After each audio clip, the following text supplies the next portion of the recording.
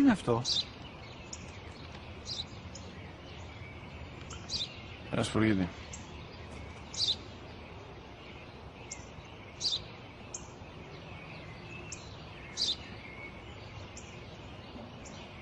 Τι είναι αυτό? Μόλις τώρα στο είπα, πατέρα, σπουργίτη είναι.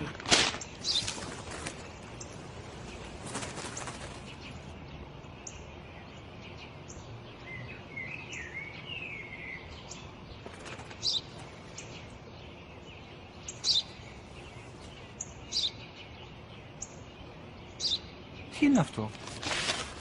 Ένα σπουργίτη είναι, πατέρα. Ένα σπουργίτη. Σπου-γι-τι!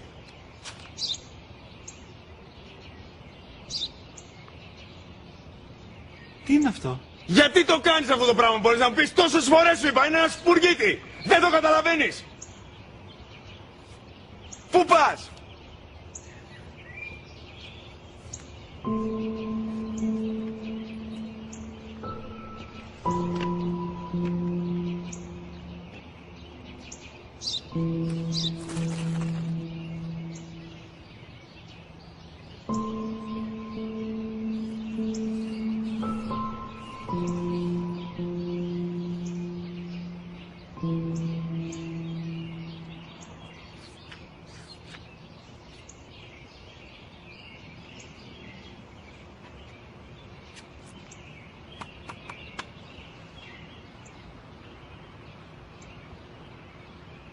Δυνατά.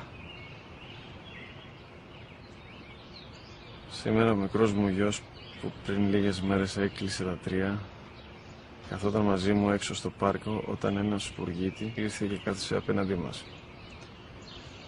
Ο γιος μου με ρώτησε 21 φορές τι ήταν αυτό και του απάντησα και τις 21 φορές ότι ήταν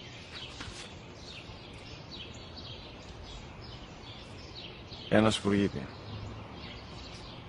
Τον αγκάλιασα τρυφερά και τις 21 φορές που μου έκανε την ίδια ερώτηση, ξανά και ξανά, χωρίς να εκνευριστώ, νιώθοντας στοργή για το αθώο μου αγοράκι.